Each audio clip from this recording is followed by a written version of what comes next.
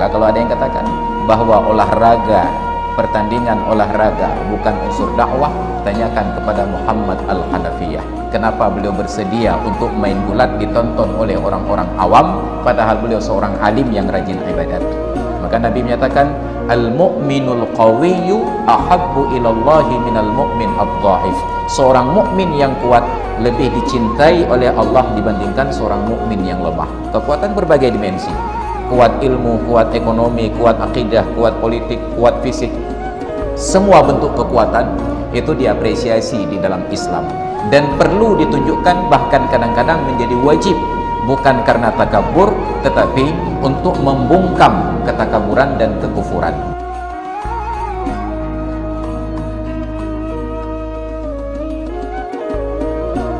Kapasitas keilmuannya serta pada sisi ketaatan di dalam berubudiyah.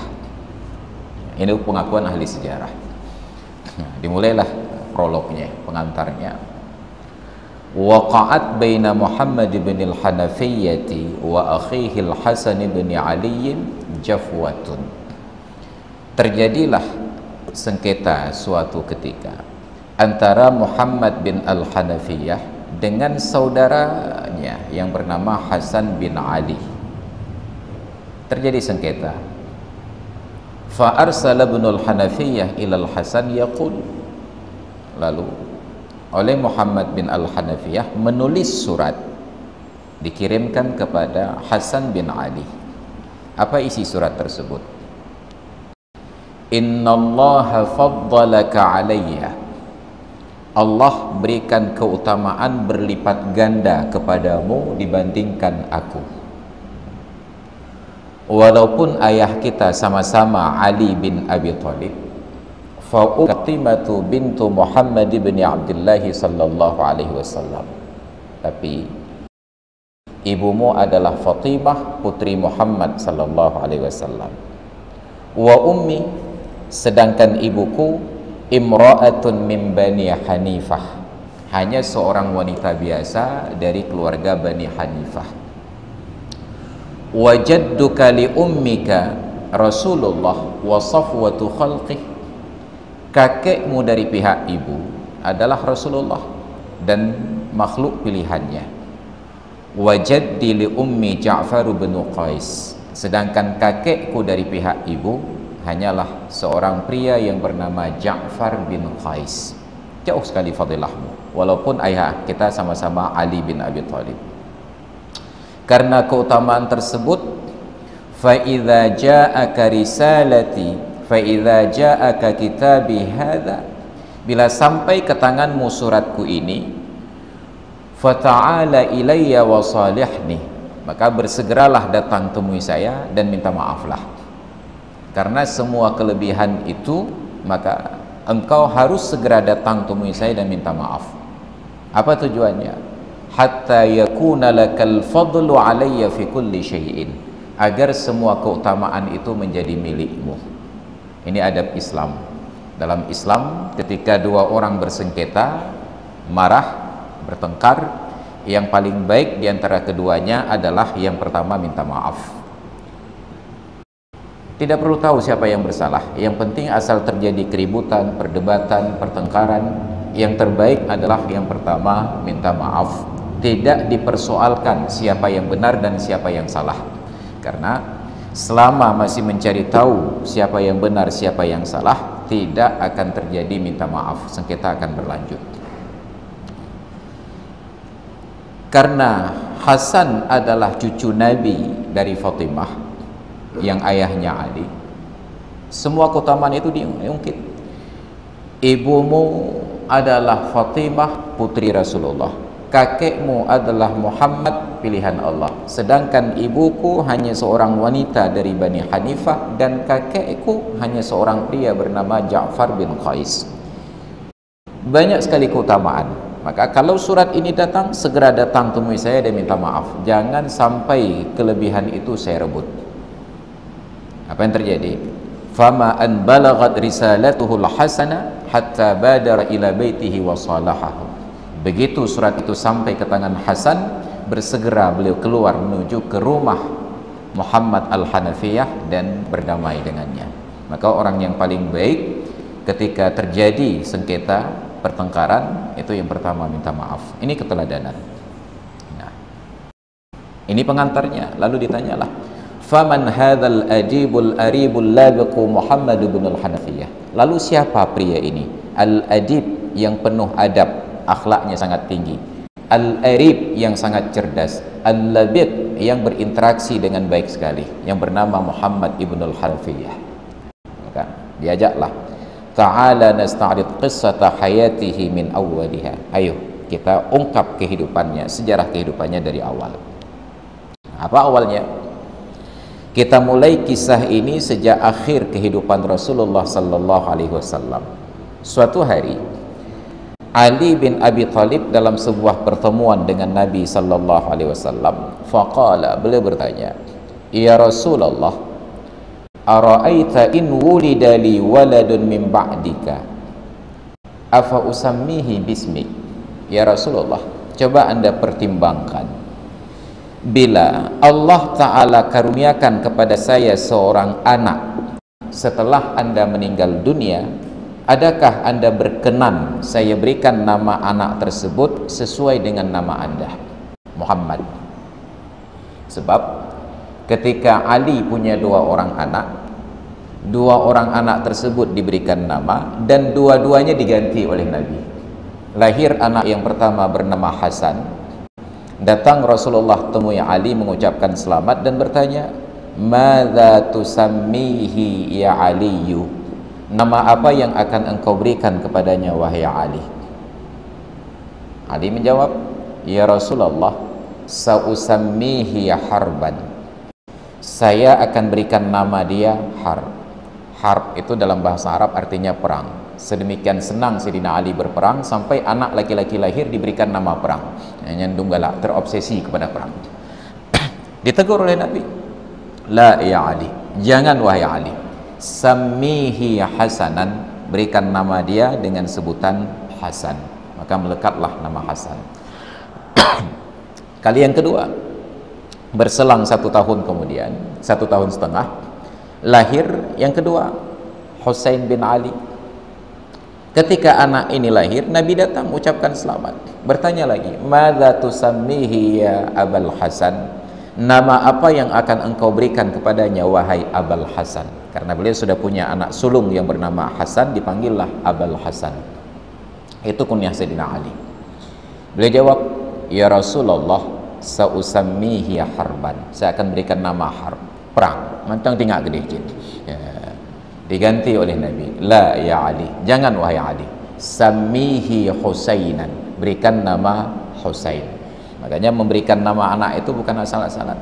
Seharusnya kita berkonsultasi dengan orang yang mengerti bahasa, lebih istimewa lagi dengan para ulama. Maka tradisi orang tua kita dulu, begitu anak lahir, kalau bukan ulamanya diundang datang ke rumah, maka anak ini akan dibawa ke rumah orang alim tersebut. Yang pertama mengambil berkah, dipecicap, tahnik, diambil kurma, dimakan oleh ulama ini, dimamah, kemudian dimasukkan ke dalam mulut anak ini untuk mengambil berkah. Nah, tapi sekarang praktek itu sudah masuk peristiwa langka. Kenapa? Karena banyak orang tua sekarang khawatir kalau anaknya ditahnik oleh para ulama, khawatir ulama ini kena penyakit TBC. Yang kemana TBC dengku ya. Orang zaman dahulu tidak peduli hal-hal begini karena mengambil keberkahan dari para ulama. Diberikan hak, Abu, tolong diberikan nama anak saya ini. Semua nama diberikan oleh para ulama. Maka nama orang-orang tua zaman dahulu tidak bergeser dari nama-nama para sahabat, nama para ulama ataupun kunyah mereka, Nasiruddin, Nasruddin, Muhibbuddin, Tajuddin, Taqiyuddin, semua ada din-dinnya di ujung. Ataupun nama yang berbahasa Arab, nama-nama Nabi, nama sahabat, Abu Bakar, Sulaiman, Umar, Ali, Musa, apalagi yang tidak diberikan cuma Namrud dengan Fir'aun saja. Diberikan nama-nama para sahabat dan para ulama. Tapi sekarang terkesan nama yang diberikan oleh para ulama ini enggak keren. Begitu kita datang seorang alim, Abu, alhamdulillah saya sudah dapat keturunan laki-laki gitu ya. Tolong diberikan nama. Itu anak keberapa? Anak pertama. Oh, kalau begitu berikan nama Adam. Adam buhnan. Langsung dikomplain, Abu hantu hadanan. Hantu hadanan, seolah-olah nama Adam itu udah tua sekali. Kita merasa muda apabila namanya itu Michael. Kalau Michael itu muda. Michael, padahal Michael itu lebih tua daripada Adam. Kenapa? Michael adalah nama malaikat Mikail di dalam bahasa Eropa Barat. Michael. Eropa Timur tetap memakai Mikail. Maka dulu ada Mikhail Gorbachev. Michael. Ini lahiran siapa namanya? Michael. Lahir di mana? Chot Keung. Michael from Chot Keung. Ini aneh sekali namanya. Maka nama Nabi itu tafaul, mengambil harapan-harapan yang baik. Maka ketika Rasulullah di akhir hayat dalam keadaan sakit-sakitan, Sayyidina Ali ada sebuah pertemuan dengan Nabi, bertanya, minta izin, ya Rasulullah, adakah engkau izinkan bila kelak engkau meninggal dunia dan Allah berikan kepada saya seorang anak, untuk saya berikan namanya seperti namamu dan memberikan gelar seperti panggilanmu? Apa jawaban Rasulullah? Faqala na'am, silahkan. Maka dalam Islam tidak boleh memberikan kunyah, panggilan kepada seseorang seperti panggilan Nabi, yaitu Abul Qasim. Nabi punya anak sulung laki-laki yang bernama Qasim bin Muhammad bin Abdullah. Maka beliau dipanggil Abul Qasim. Tidak boleh ada seorang muslim pun setelah Rasulullah, walaupun anak sulungnya laki-laki bernama Qasim, untuk dipanggil dengan sebutan ya Abul Qasim.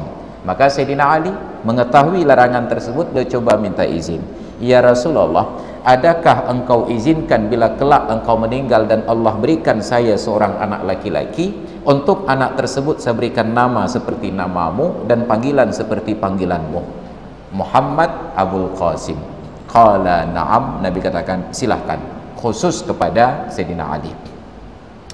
Summa daratil ayyamu dawrataha, lalu berputarlah hari, Rasulullah berpulang ke rahmatullah, meninggal dunia. Tidak berselang lama, hanya 6 bulan kemudian meninggallah putri beliau dan cahaya matanya, yaitu Fatimah Al-Batul Ummul Hasan wal Husain, ibunya Hasan dan Husain. 6 bulan setelah Rasulullah wafat, Fatimah meninggal dunia. Fatimah sangat dicintai oleh Ali. Bagaimana tidak, ketika Fatimah itu besar di dalam bimbingan Ali. Fatimah lahir, Ali sudah tinggal di rumah Nabi, itu besar di dalam gendongan Sayyidina Ali dan kelak menjadi istrinya. Seumur hidup dalam pandangan Sayyidina Ali, sejak hari pertama Fatimah lahir sampai akhir hayatnya, Ali sangat mencintai Fatimah. Tapi secinta apapun, Fatimah tetap meninggal. 6 bulan setelah Rasulullah wafat, Fatimah meninggal. Pertanyaannya, adakah karena sedih duka cita meninggal istri yang sangat dicintai ini? Seorang istri yang pertama dari penampilan fisik sangat cantik.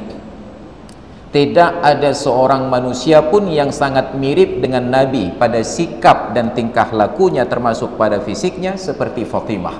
Maka kalau ingin melihat wajah Nabi di rupa Fatimah, pakaikan peci pada Fatimah, Nabi terlihat. Kalau ingin melihat Fatimah di wajah Nabi, pakaikan jilbab kepada Nabi, Fatimah terlihat. Makanya orang tua katakan, guru-guru kita katakan, tanda-tanda keberkahan dalam hidup seseorang ketika kepadanya diberikan anak perempuan yang mirip ayah dan anak laki-laki yang mirip dengan ibunya. Laki-laki mirip ibu, yang perempuan mirip ayah. Maka yang ingin berbahagia dalam hidup, mohonlah agar mendapatkan anak perempuan yang mirip ayah. Dan sebelum itu terjadi, pilihlah ayah yang kira-kira kalau lahir anak perempuan mirip ayah, akan datang suaminya. Ya be untuk ote rupa anu inang lagi hiyah nak duduk leko. Bahkan dia galegok. Maka ada adab-adab ini diajarkan dalam agama. Secinta apapun, tapi tetap Fatimah meninggal dunia. Sangat cantik seperti Rasulullah, sangat baik seperti Rasulullah, sangat alim, luar biasa, tapi meninggal. Pertanyaannya, adakah duka cita karena meninggalnya istri ini menyebabkan Ali larut di dalam kesedihan? Tidak berselang lama ketika Fatimah meninggal, Ali mengajukan proposal istri yang baru. Bukan karena tidak setia, tidak perlu kesetiaan kepada orang yang sudah meninggal, karena dia tidak bertanya. Nya nak bersyarat lah, nya mati-mati lain bang benam kawin dia, nya urung pungo apa sini. Kenapa? Karena orang hidup mesti melanjutkan hidup, the show must go on, katanya. Itu kata orang kampung saya. Kehidupan harus berlanjut, tidak boleh berhenti hanya karena istri meninggal dunia. Ini ada yang minta dikuburkan bersama, maka ilham meninggal Fatimah, Ali kawin lagi. Fa ashara Aliyun ila Bani Hanifah, maka Sayyidina Ali berbesan dengan keluarga Bani Hanifah.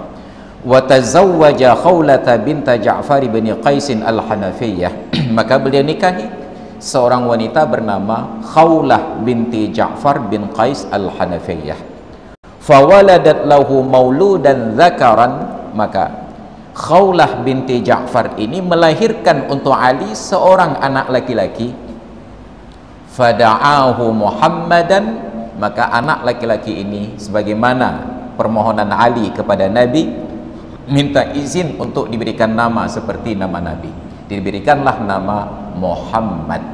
Fada'ahu Muhammadan wa kannahu bi Abil Qasim, dan diberikan kunyah walaupun Muhammad ini baru lahir, belum kawin apalagi punya anak, tetap segera dipasangkan kunyah sesuai dengan harapan ayahnya, yaitu Muhammad Abul Qasim. Itu dengan si izin Rasulullah, bi iznin min Rasulillah sallallahu alaihi wasallam. Ghaira anna an-nasa tafiqu yunadunahu Muhammad bin al-Hanafiyyah, Muhammad bin al-Hanafiyyah, sekalipun namanya Muhammad, kunyahnya Abul Qasim, tapi warga sekitar tetap memanggilnya dengan Muhammad al-Hanafiyyah, Muhammad ibn al-Hanafiyyah. Kenapa tidak disebutkan Muhammad bin Ali? Kenapa disebutkan Muhammad bin Hanafiyyah? Tafriqan lahu an akhawaihi al-Hasani wal Husaini ibnai Fatimah az-Zahra, untuk membedakan antara keturunan Ali yang lahir dari rahim Fatimah dengan keturunan Ali yang lahir dari selain rahim Fatimah, agar tidak bercampur. Jangan seolah-olah Muhammad al-Hanafiyyah ini pun cucu Nabi. Bukan, ini untuk membedakan nasab. Ada putra-putri Fatimah keturunan dari putra-putri Ali keturunan dari Fatimah, ada putra-putri Ali yang keturunan dari Khawlah binti Ja'far tadi. Summa urifa fit tarikh bidzalik, lalu dalam sejarah beliau dikenal dengan sebutan Muhammad al-Hanafiyyah. Hilang ibu nunnya, Muhammad al-Hanafiyyah. Al ini dengan makna keluarga, Muhammadin wa alihi, bukan Ali, al Muhammad al-Hanafiyyah. Dilahirkan Muhammad ibn al-Hanafiyyah ini pada akhir masa kekhalifahan Sayyidina Abu Bakar Siddiq radhiyallahu anhu. Akhirnya, artinya 2 tahun setelah Rasulullah wafat. Wa nasya'a wa tarabba fi kanafi abihi Ali bin Abi Thalib. Dia tumbuh besar dalam didikan ayahnya Ali bin Abi Thalib. Wa takharraja ala yadayhi, lulus pendidikan di bawah bimbingan ayahnya. Takharraja itu bahasa Arab dipakai untuk alma mater, mutakharrij, lulusan dari sebuah sekolah ataupun universitas. Maka menunjukkan zaman dahulu lebih diprioritaskan belajar di rumah. Yang kata orang sekarang homeschooling, belajar di rumah, tidak ke sekolah. Kenapa? Ayahnya orang alim, ahli agama, ahli sastra, ahli semua perkara. Maka Rasulullah katakan, ana madinatul ilmi wa aliyu babuha, saya ini adalah kotanya ilmu, sedangkan Ali itu adalah pintunya. Tidak ada pertanyaan yang diajukan yang Ali tidak bisa menjawabnya. Boleh tanyakan apapun kepada Ali, beliau tahu jawabannya. Termasuklah pertanyaan umpamanya, apakah yang terjadi pada Ibu Ratna itu hoax atau tidak, Ali tahu jawabannya. Itu sedemikian cerdasnya Sayyidina Ali. Beliau punya jawaban atas setiap pertanyaan. Kenapa? Beliau yang dijamin oleh Rasulullah sebagai pintu gerbang ilmu pengetahuan. Fa akhadha anhu ibadatahu wa zahadatahu, maka Muhammad ini belajar dari ayahnya tentang ibadahnya dan sikap zuhud. Wa waritha minhu quwwatahu wa syaja'atahu, ia warisi dari ayahnya kekuatan dan keperkasaannya. Wa talaqqa minhu fasahatahu wa balaghatahu, dan ditalqinkan, apa bahasa kita talqin itu, dieja tentang kefasihan dan balaghahnya. Bahasanya itu tidak pernah salah pilih kata, tidak pernah salah menetapkan baris, sampai balaghahnya itu tinggi sekali. Fa idza huwa mish'aru harbin fi sahatil qital, saking garang dan beraninya dia, dijadikanlah mish'aru harbin, Bagi orang yang pernah tonton film perang klasik, itu sebelum dua pasukan bertemu, diawali oleh pertempuran kecil. Jagoan dari masing-masing pihak maju ke depan untuk lawan tanding dua orang dulu. Mish'aru harbin. Sebelumnya Ali yang melakoni mish'aru harbin ini. Ketika terjadi perang antara Islam dengan non-Muslim, Ali yang maju ke depan untuk perang tanding pertama. Ketika Ali wafat, digantikan oleh putranya, yaitu Muhammad Al-Hanafiyah. Ketika pasukan Ali bertemu dengan pasukan Muawiyah pada perang Siffin, maka Muhammad bin Al-Hanafiyah yang maju pertama untuk perang tanding. Ia warisi semua yang dimiliki oleh ayahnya, kecerdasannya, ketaatannya, kesalehannya, keberaniannya, keperkasaannya, balaghahnya, semua diwarisi oleh Muhammad Al-Hanafiyah. Garang datang. Wa farisu mimbarin fi mahalifil rijal. Kalau di peperangan dia menjadi pencetus peperangan, perang tanding, di atas mimbar beliau adalah orator yang paling hebat. Nya menyeka pegah haba Muhammad Al-Hanafiyah tu mimbar. Jemaah yang hadir tidak lupa menutup mulut. Kenapa? Seolah-olah memejamkan mata sedetik itu rugi mendengarkan balaghah beliau, ilmu dan sastra beliau. Ini Muhammad Al-Hanafiyah. Warahibun min ruhbanil laili idza asdala adh-dhulamu sudulaha 'alal kauni. Dan tiba-tiba begitu malam menjelang, matahari tenggelam, dia menjadi seorang rahib, ahli ibadat yang luar biasa ketika malam sudah mulai gelap. Siang garang, malam taat. Kita beda lagi. Siang pengecut, malam garang. Bukan hana sokalan. Jadi ini yang terjadi pada Muhammad Al-Hanafiyah. Latar belakangnya, laqad aqhamahu abuhu ridwanullahi alaihi fi ruhurubihi allati khadaha wa hammalahu min a'baiha ma lam yuhammilhu li ikhwaihi Al-Hasan wal Husain. Sayyidina Ali, ayahnya, membebankan kepada Muhammad Al-Hanafiyah ini semua peperangan yang ia lakoni. Diberikan tugas-tugas perang yang berat itu kepada putranya ini sebagai latihannya. Fama lanat lahu qanatun wala wahana lahu azbun. Tidak pernah ada sebuah mata panah yang meleset kecuali pasti ia yang menahannya.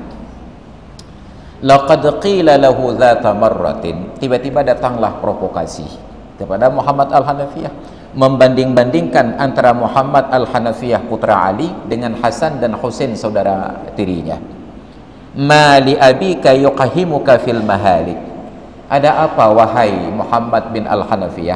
Ayahmu jerumuskan engkau dalam hal-hal yang berpotensi untuk menyebabkan engkau celaka.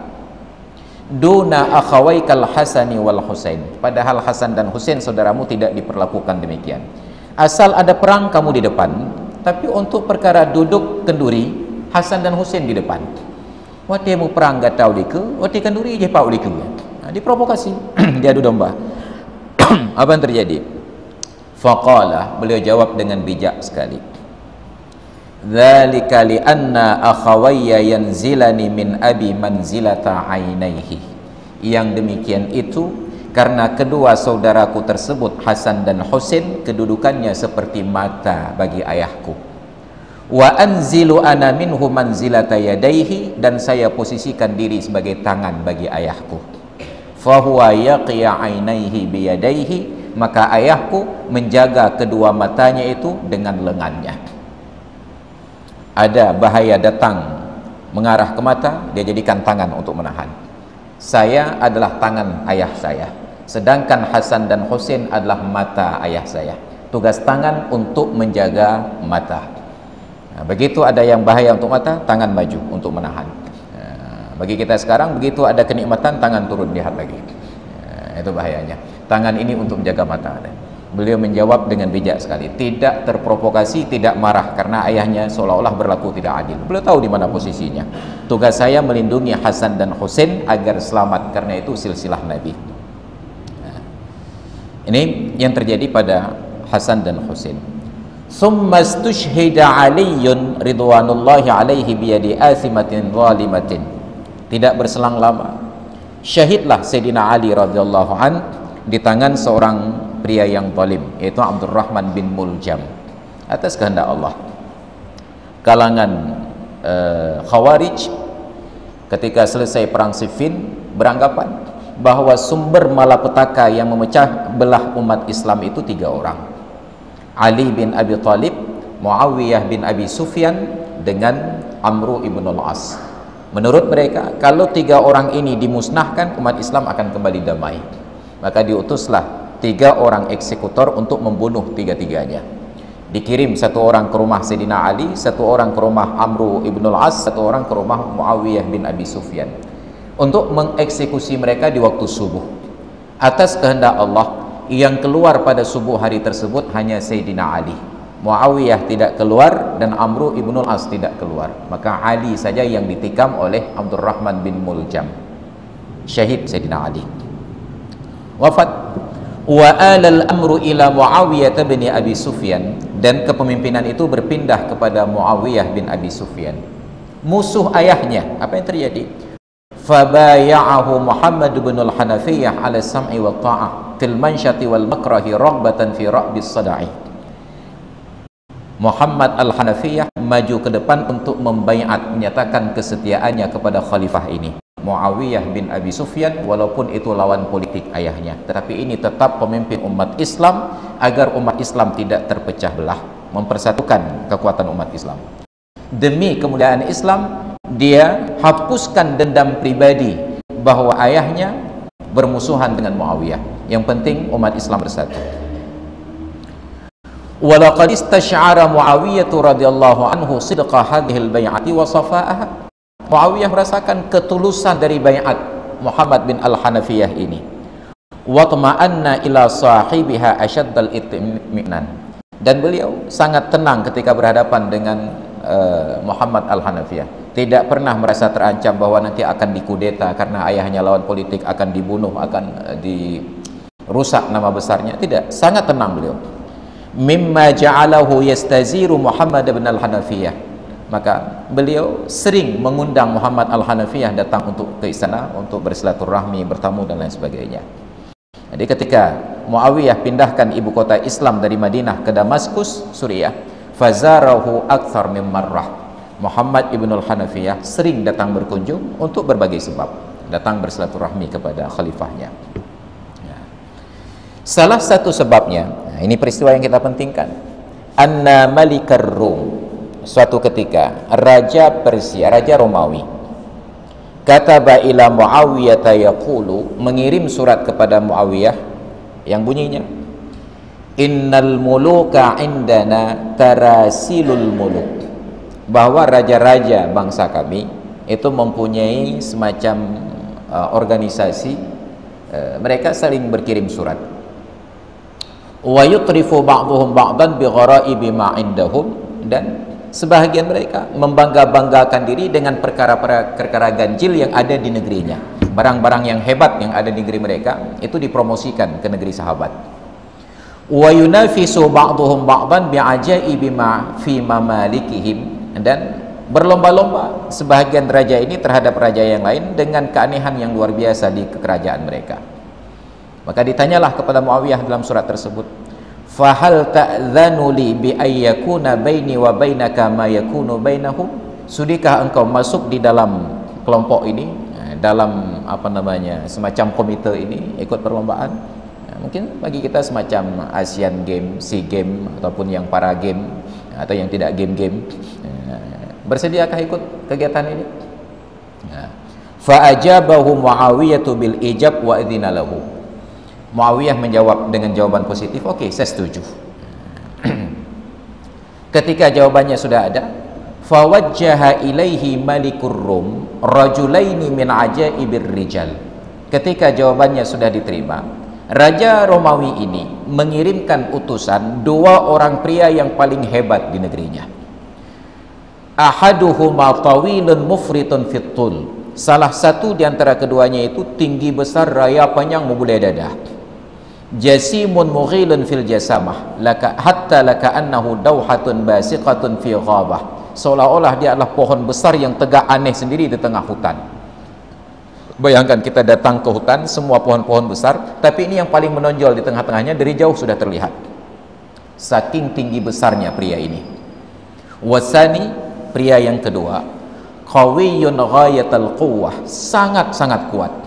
sulbun matinun ka'annahu wahsyun muftaris, perkasa, gagah, matinun, dan sangat hebat, seolah-olah dia binatang buas yang siap untuk menerkam, nyandum garang lagi rimong. Wa ba'atsa ilaihi ma'ahu risalatan yaqulu fiha, dan bersama dua orang ini dititipkan surat yang di dalamnya berisi, afi mamlakatika may yusawi hadaini rajulaini tulan wa quwwatan, adakah di dalam kerajaanmu orang laki-laki yang serupa dengan dua orang pria ini, yang tinggi dan yang kuat? Naik kampung dan negerinya. Adakah di negeri anda orang-orang seperti ini yang ditantang? Faqala Muawiyah li Amr ibn al-As. Muawiyah berdiskusi dengan Amr ibn al-As. Ini penasihat politik dan keamanan Muawiyah. Amr ibn al-As, politisi paling hebat. Luhut bin Sarpanjaitan itu bukan siapa-siapa. Kenapa? Karena masing-masing sesuai dengan kapasitas. Hebat raja, hebat penasihat, hebat penasihat, hebat raja. Namanya lepe raja, lepe penasihat. Sesuai keadaan. Apa kata Amr ibn al-As? Amma tawilu faqad wajadtu may yukafi'uhu wa yazidu alaihi. Kata Amr ibn al-As, wahai Amirul Mukminin, untuk pria yang tinggi besar itu saya sudah punya rekomendasi. Seorang yang sanggup melayaninya bahkan lebih hebat lagi. Menyonya raya panjangnya lebih raya alam. Katanya. Wa huwa Qais bin Sa'ad bin Ubadah. Pria itu bernama Qais bin Sa'ad bin Ubadah. Mungkin kita pernah lihat ada di tentara-tentara Korea Utara itu, yang tentara raya panjang semacam itulah, dia berdiri tegak dalam kerumunan. Saya punya kandidatnya. Wa ammal qawiyyu, adapun untuk pria yang kuat, faqad yahtajtu ila ra'yika fihi, saya perlu berdiskusi dengan anda. Faqala Amr ibn al-As katakan, hunaka rajulani li hadzal amri, kita punya dua orang calon untuk melawan pria kuat dari Romawi ini. Ghaira anna kilaihuma anka ba'idun, tetapi masalahnya dua-dua orang ini jauh darimu. Keduanya adalah, yang pertama Muhammad bin Al-Hanafiyah, dan yang kedua bernama Abdullah bin Zubair. Abdullah bin Zubair tinggal di Mekah, Muhammad bin Al-Hanafiyah di Damaskus, tempat Muawiyah berkuasa. Tapi dianggap jauh karena melihat pertentangan batin antara Muawiyah dengan Ali bin Abi Thalib. Walaupun posisinya dekat, tetapi batin mereka berjauhan. Faqala Muawiyah seketika membantah, inna Muhammad bin Al-Hanafiyah laysa anna biba'id, Muhammad ibn Al-Hanafiyah tidak jauh. Faqala Amr kemudian katakan, walakin, tetapi, atadunnu annahu yarda ala jalalati qadrihi, adakah engkau menduga bahwa Muhammad Al-Hanafiyah itu sudi ala jalalati qadrihi, dengan ketinggian kedudukan keilmuan, wa sumuwi manzilatihi, dan tingginya derajat ibadah, ayu qawiya rajulan minar rum ala mar'a minan nas, untuk bergulat dengan seorang pria dari Romawi ditonton oleh orang lain. Bayangkan, Muhammad Al-Hanafiyah itu orang yang sangat alim, orang yang sangat zuhud, orang yang terpandang di masyarakatnya, menjadi rujukan dan referensi, tiba-tiba ditantang berkelahi main gulat dalam arena. Lebih hitam ya. Mungkin bagi kita sekarang, bayangkan andai kata umpamanya Abu Tumin itu gagah perkasa, orang Tuhan sangat memuliakan kapasitas ilmu, ketaatan dan semuanya, umpamanya beliau gagah perkasa, ditanyakan oleh Gubernur Aceh Pak Nofariansyah, getim Tumin gemulai tentang lekap. Ini pertanyaannya. Tapi ini bukan Tumin, ini Muhammad Al-Hanafiyah, putra Sayyidina Ali yang sangat zuhud dan sangat alim. Kita kumpulkan semua profesor agama Islam di dunia ini, belum sepadan dengan 1/1000 dari ilmu beliau. Sangat taat. Getim, sudikah beliau? Ini pertanyaan dari Amr ibn al-As. Apa jawaban Muawiyah? Faqala lahu Muawiyah menjawab, innahu yaf'alu dzalika wa aktsara min dzalik. Jangankan untuk berkelahi di tengah kerumunan ditonton oleh orang lain, lebih jauh dari itu Muhammad Al-Hanafiyah bersedia. idza wajada fihi 'izzan lil Islam, selama dalam perkara tersebut beliau bisa memuliakan agama Islam. Asal itu bisa meninggikan derajat Islam, jangankan bergulat ditonton oleh masyarakat, jauh lebih bahaya dari itu beliau akan lakoni. Kenapa? Karena itu adalah dakwah. Ini prinsip Islam. Maka menjawab kemarin itu, waktu kawan saya si Khabib itu berkelahi, ejek ke dakwah, ketika Khabib melawan kolor, bisakah itu dijadikan dakwah? Makanya saya sengaja bawa sejarah tentang Muhammad Al-Hanafiyah ini. Bagaimana bergulat dalam pertandingan itu bisa menjaga kemuliaan Islam. Olahraga itu membawa nama harum Islam. Jangankan sekedar bergulat ditonton di dalam arena, jauh lebih dahsyat dari itu beliau bersedia lakukan selama ada nilai-nilai kemuliaan terhadap Islam. Summa inna Muawiyah da'a kullan min Qais bin Sa'ad wa Muhammad bin Al-Hanafiyah. Lalu dipanggillah kedua orang ini. Ketika sudah tiba waktunya, dibuka arena, masuk wasit ke dalamnya. Qama Qais bin Sa'ad. Masuklah pria yang tinggi besar, Qais bin Sa'ad ini. Faznaza'a sarawilahu. Sudah berhadapan dengan orang tinggi besar dari Romawi ini dalam arena. Qais bin Sa'ad naza'a sarawilahu, ia lepaskan celana panjangnya. Dia pakai jubah, ada celana panjang di dalam sampai ke pusat. Dia lepaskan celana panjang, ada celana di dalamnya menutup aurat saja sebatas lutut. Warama biha ilal ilji ar-Rumi. Lalu ia lemparkan kepada pria besar dari Romawi ini. Wa amarahu ayyal bisaha, dan disuruh silakan pakai celana saya. Untuk mengukur tinggi besar siapa, so lebih banyak. Nah, saya sedang pakai celana panjang sekarang sampai di pusat, saya akan buka celana ini, silahkan engkau pakai. Kita tidak perlu cari meteran dan roll, coba pakai celana saya. Fala bisaha, diambil oleh pria besar Romawi ini, dipakai. Faghattat ila ma fawqa sadayaiha, maka tiba-tiba celana itu naik sampai ke atas dadanya. Iu gitu ibu. Saat tadi pakai di bawah pusat, dipakai oleh pria Romawi ini berhenti di bawah ketiaknya. Fadhahikan nasu minhu, tertawalah para penonton. Ha ha ha ha, mampu cik rayatat luwu untang kena itu bagi ini. Kalah, selesai. Nah, keluar. Bayangkan bayarannya itu $3 juta hanya untuk pakai celana saja. Fadhahikan nasu minhu, tertawa orang yang hadir. Selesai game pertama, Islam menang, umat Islam bahagia. Kenapa? Karena ada orang tinggi besar. Makanya perbaiki keturunan menjadi raya panjang. Wa amma Muhammad bin Al-Hanafiyah, adapun Muhammad Al-Hanafiyah, faqala liturjuman, ia berkata kepada juru bahasa yang menerjemahkan bahasa Arab ke bahasa Rum, qul lirrumi, tolong sampaikan kepada pria Romawi ini, yang kuat dari Romawi ini, insya'a, kalau dia mau, ayyajlisa, silahkan dia duduk, wa akuna ana qa'iman, dan saya berdiri. Thumma yu'tini yadahu, lalu ia berikan tangannya. Fa imma an uqimahu wa imma ayyuqa'idani. Kita 2 ronde saja. Pertama dia duduk, saya berdiri, dan kami berangkulan tangan, saling tarik. Apakah dia yang terangkat berdiri dari posisi duduk, atau saya terduduk dari posisi berdiri? Wa insya'a, dan kalau dia mau, falyakun huwa al-qa'im, silahkan dia yang berdiri, wa anal qa'id, dan saya yang duduk. Tarik-tarik, 2 jurus saja. Fakhtara ar-Rumi al-qu'ud. Orang Romawi ini memilih jurus yang pertama, ronde pertama dia duduk, Muhammad Al-Hanafiyah berdiri, pegang tangan, saling betot. Fa akhadha Muhammad bin Al-Hanafiyah biyadih, maka dipeganglah tangan. Wa aqamahu, ia tarik untuk berdiri. Orang Romawi ini menarik Muhammad Al-Hanafiyah untuk duduk, Muhammad Al-Hanafiyah tarik orang Romawi ini untuk berdiri tegak. Wa ajazar Rumi an iqa'adihi, tidak sanggup orang Romawi ini untuk menarik Muhammad Al-Hanafiyah untuk terduduk. Fadabbatil hamiyatu fi sadrir Rumi, sampai darah itu saking kuatnya tarik-tarikan keluar dari darah dari hidung orang Rumi ini ke dadanya.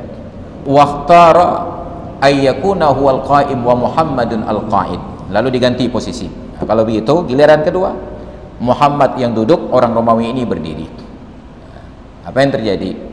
Fa akhadha Muhammadun biyadihi wa jazabahu. Dipeganglah tangannya dan disentak jazbatan, satu kali sentakan. Kada tafsilu sa'idahu an katifihi, hampir-hampir saja lengannya terlepas dari bahunya. Rab tetut bahu. Sekali sentak. Wa aqa'adahu ilal ardi, terduduklah orang Romawi ini ke tanah. Pok-pok jarolam. Fansarafal iljanir rumiyani ila mahlikihima maghlubaini makhzulaini. Pulanglah dua orang Romawi ini dalam keadaan kalah dan malu. Maka kalau ada yang katakan bahwa olahraga, pertandingan olahraga bukan unsur dakwah, tanyakan kepada Muhammad Al-Hanafiyah. Kenapa beliau bersedia untuk main gulat ditonton oleh orang-orang awam, padahal beliau seorang alim yang rajin ibadat. Makanya kita kagum ketika dalam pergulatan kemarin, MMA, multi-martial arts, seni bela diri campuran, kita melihat bagaimana seorang mewakili Islam dan benar-benar sangat islami, bicaranya lebih ustadz dari para ustadz-ustadz yang lain, kemudian ibadatnya lebih taat dari orang lain, jenggotnya lebih panjang dari jenggot saya, ya, luar biasa bahasanya, insya Allah, alhamdulillah, alhamdulillah, luar biasa. Nilai tauhid dan dakwah itu dikembangkan melalui mimbar tersebut, menghadapi seorang yang benar-benar mewakili kekufuran dengan sikap-sikapnya, minum arak, kemudian ceroboh, takabur dan seterusnya, dan itu bisa dikalahkan. Maka semua orang katakan tidak pernah pertandingan MMA tersebut semenarik yang kemarin itu. Semua orang tertarik untuk melihat. Yang pertama, untuk membandingkan dua kekuatan antara Eropa dengan Amerika. Walaupun ini Eropa juga dari Inggris, tapi itu mewakili dari kedikdayaan Amerika, didikan Amerika. Yang kedua, membandingkan antara Islam dan non-Muslim, ada kultur budaya timur dan budaya barat. Ini yang kemudian dipertandingkan. Maka betapa kita merasa sangat-sangat termotivasi oleh kemenangan beliau tersebut. Makanya dalam Islam, dakwah itu tidak terbatas duduk mengajar pengajian begini. Ini hanya tabligh. Dakwah itu lebih luas dari sekedar tabligh. Betapa Islam itu menjadi populer ketika seorang Muhammad Salah bermain bola. Saat dia merayakan kemenangan itu dengan sujud syukur. Sujud syukur. Walaupun bagi kita yang bermazhab Syafi'i barangkali itu tidak memenuhi kualifikasi, karena mazhab Syafi'i menyatakan sujud syukur itu sama seperti salat. Ada berwuduk, bersuci, menutup aurat, menghadap kiblat, dimulai dengan takbir dan disudahi dengan salam. Tapi ada aspek yang lain kita lihat.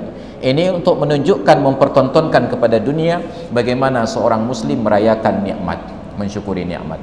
Maka dakwah beliau itu sangat berhasil untuk menunjukkan inilah Islam. Islam itu hebat. Maka Nabi menyatakan al-mu'minul qawiyyu ahabbu ilallahi minal mu'min ad-dha'if. Seorang mukmin yang kuat lebih dicintai oleh Allah dibandingkan seorang mukmin yang lemah. Kekuatan berbagai dimensi. Kuat ilmu, kuat ekonomi, kuat akidah, kuat politik, kuat fisik.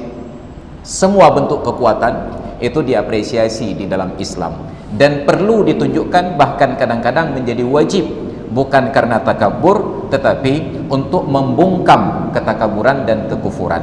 Makanya menyombongkan diri di hadapan orang yang sombong itu hukumnya sunat, bahkan menjadi wajib. Menyombongkan diri di hadapan orang yang sombong kalau bukan sunat minimal, kalau bukan wajib minimal sunat. Hanya menyatakan urung bong, payah ada pombong boleh banyak tau. Model-model kah di kampung ke ramai. Selesai masalahnya. Makanya di Mesir itu di gerbang bandara mereka tertulis mithlukum fihi katir. Orang-orang seperti kalian di Mesir itu banyak. Untuk mematikan semangat kesombongan orang yang datang sana. Apa? Kalau berbicara orang kaya, di Mesir sangat banyak orang-orang kaya sanggup untuk membeli klub bola di Eropa dan sanggup untuk membangun supermarket di sana. Bayangkan Dodi Al-Fayed itu bisa selingkuh dengan istri Pangeran Charles. Kan buat cilet-ciletnya. Dodi Al-Fayed dari Mesir bisa mengganggu istana Buckingham. Dodi Al-Fayed, ayahnya Muhammad Al-Fayed, pengusaha, punya klub bola. Kalau kita menghibur anak-anak beli bola mainan, orang tuanya menghibur anak membeli klub untuk dijadikan mainan. Chelsea. Kayak ada orang yang alim di Mesir, apa kurangnya? Imam Syafi'i, beliau meninggal dunia di Mesir. Ada orang yang maksiat, belum ada sebuah negara yang mampu berbuat maksiat seperti Mesir. Di Indonesia, presidennya hanya berani mengaku nabi atau dianggap sebagai Imam Mahdi. Di Mesir, presidennya mengaku sebagai Tuhan. Firaun, Pak Kampung Firaun, Fir'aun bukan di Indonesia, bukan di Jawa, bukan di Aceh. Fir'aun itu di Mesir. Nah, makanya orang-orang seperti kalian di negeri ini banyak menyombongkan diri di hadapan orang yang sombong, maka neraka dekat, surga juga dekat. Itu motivasi bagi kita. Makanya Islam ajarkan tentang olahraga fisik, sehingga Nabi secara khusus katakan, "Allimu auladakum as-sibahata war-rimayah." Ajarkan anak-anak kalian keterampilan as-sibahah, berenang, war-rimayah, dan keterampilan untuk melempar. Apakah memanah, melempar lembing, berperang, itu diajarkan. Bahkan Nabi mempraktikkan gulat, dan tidak ada satu orang Arab pun yang sanggup mengalahkan beliau pada bela diri gulat. Sehingga ada seorang pegulat profesional di Arab, Raihanah namanya, mendengar bahwa Nabi tidak ada yang sanggup mengalahkannya, dia sengaja pulang ke Mekah untuk bergulat dengan Nabi. 4 kali dia bergulat dan 4-empatnya dia kalah. Sampai akhirnya dia katakan, "Wahai Muhammad, saya tidak yakin bahwa engkau yang mengalahkan saya. Ada sebuah kekuatan di dalam dirimu sehingga saya tidak sanggup kalahkan dirimu. Mudah-mudahan tubuh katanya nak cocok dan dulu. Tapi ada sebuah kekuatan di dalam dirimu yang tidak mengizinkan engkau kalah dan malu." Bayangkan, Nabi main gulat. Makanya anak-anak kita diajarkan bela diri. Masukkan mereka seni bela diri, apapun seni bela diri, dengan tujuan untuk li'i'la'i kalimatillah, meninggikan agama Allah. Minimal kalau nanti jadi orang alim, khutbah Jumat ada yang menyerang mau ditempeleng, adalah 1-2 jurus untuk menghindar. Kenapa? Karena di Aceh tidak aman menjadi khatib. Tengah tak khutbah itu main tepuk mereka. Tapi kalau dia sudah belajar seni bela diri, 1-2 jurus sambil datang pengurus untuk mengamankan, dia bisa bertahan dulu. Baik menang ketepuk langsung loss juga nampak buka kena. Sangat aib. Jadi itu diajarkan dalam Islam, olahraga dan lain sebagainya. Maka kalau ada yang katakan bahwa olahraga tidak ada unsur dakwah, salah. Muhammad salah sudah membuktikan bahwa itu salah. Kenapa? Karena olahraga menjadi ajang dakwah yang luar biasa. Yang terakhir kemarin saudara Khabib itu sudah menunjukkan betapa olahraga itu bisa mengangkat harga diri dan ruah Islam.